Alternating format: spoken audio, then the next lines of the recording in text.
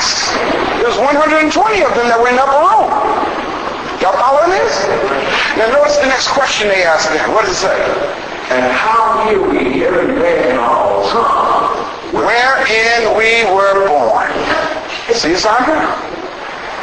It's saying clear as day. Wait a minute, y'all, this is deep.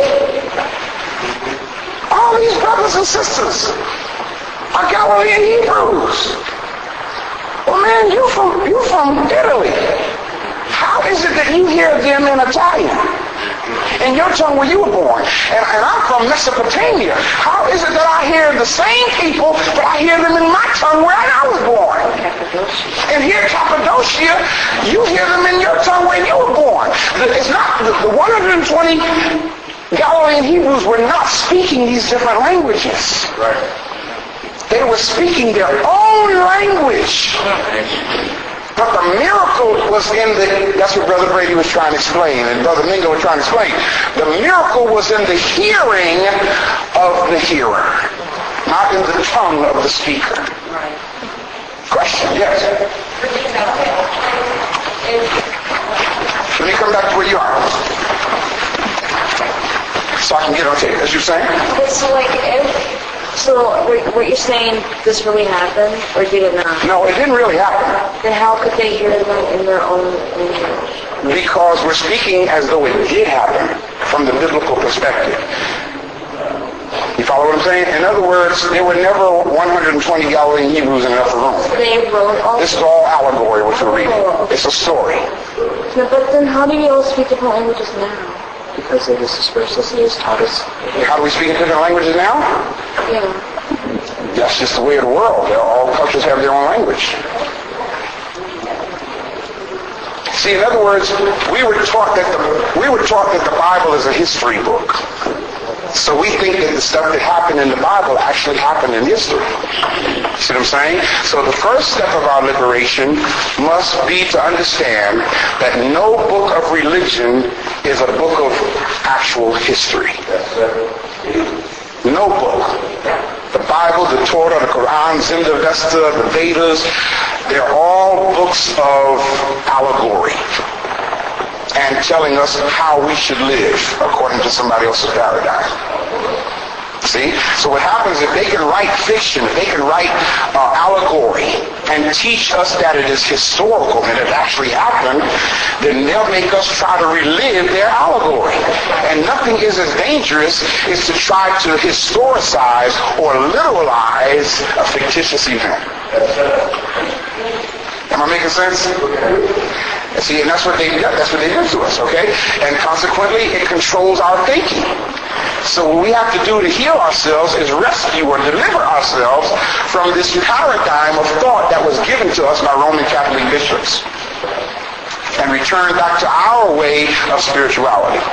Okay? Let's finish this passage and then we'll go some, further on. Okay? I hope this is making sense to y'all. Okay? Alright? Let's finish the text here and then I'll come to some more Q&A. What does it say? Now, who was there in Jerusalem at the time, brother? Okay, it's different names. That's okay, I'll help you. Parthians. Medes. Elamites. And the dwellers of Mesopotamia. People from Mesopotamia. And in Judea. And Cappadocia. Pontus, right? And Asia. Phrygia. Pamphylia. Yes. In Egypt. And they got Egypt in there. Okay, go ahead. And in parts of Libya. Cyrene. And strangers of Rome. People from Italy or Rome. Jews. Proselytes, meaning new converts who are new at this thing, right? That's some deep stuff. Notice all of the countries that they just named. Y'all follow what I'm saying? People from Egypt didn't speak Hebrew. Got me? People from Mesopotamia didn't speak Egyptian. People from Cappadocia didn't speak none of them. So it's actually telling you right there in this text, all these people standing around with all these different languages here in the square in Jerusalem on the day of Pentecost, listening to these 120 people that was in the upper room. And what did they say, man? Crete and Arabia. People from Crete and Arabia, what did they say? We couldn't get to speak Jews, all these other nationalities, we do hear them speak in our tongues. And what were they saying in their the wonderful works of God. Unlike what happens in our churches when we go into a tongue phenomena. Follow how this goes now. When we go into a tongue phenomena, usually it's somebody sitting in church and they dominate the service. Okay, I don't care what's happening. When they get ready to take over the service, they just sitting there, you know.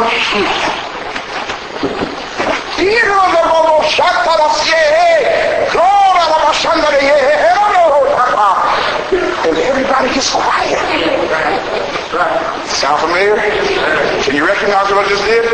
Yeah. I remember when that used to happen, man, the kids used to be in church and we get scared. We get scared when that happens because sister so-and-so or elder so-and-so just took over the service. I mean, I've seen where preachers were preaching and somebody just get up and start that, and the preacher who's supposedly giving God's message, shut up. Because this person is now taking over the service and God is speaking. Okay? And then it's real deep because after they go through all that, then they turn around, the same person would turn around and say, "Yea, I say unto thee, saith the Lord." Why did the interpretation not always be in 1611 English? Why is it that when God gets ready to interpret the tongue speaking, it's always in King James Version language? Right. Think, people. Right. That's not how we talk. We don't say thee. We don't say yea. Y'all follow what I'm saying? Yes, David. So, is it possible for God to speak to us too? Sure. Yes. Most definitely. Definitely, man. I don't want to imply in any way whatsoever that God does not speak. Most definitely. Only thing is, God does not have to speak to you in Elizabethan English. You follow what I'm saying? Okay? God does not have to present him or herself in such a manner.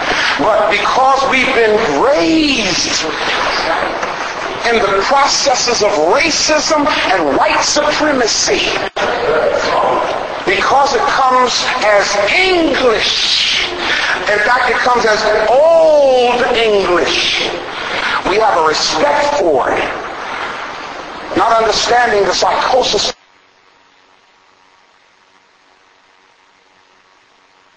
behind that. Okay? It says plain as day. We do hear them speak the wonderful works of God. In other words, in this story, in this allegory, 120 Galilean Hebrews were simply talking about how awesome God is. That's it. Period. They weren't speaking in a language unknown to themselves. Now, what has theology done? What has the church done? They took what we just read and connected it to 1 Corinthians 14. So let's close by looking at 1 Corinthians 14. Let's connect all this together. This is what happens when you don't know how to properly apply verses in the Bible. 1 Corinthians, the 14th chapter. Now, everybody say that. Write this down, please. Acts 2 is miraculous tongues. Acts 2, it should be R, actually. Acts 2 are miraculous tongues. 1 Corinthians 14 is the ability to speak in other languages.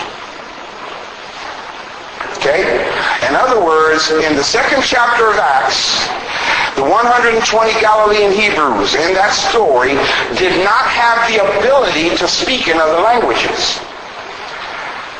On the day of Pentecost, again, the miracle was not in the tongue of the speaker, it was in the eardrum of the hearer.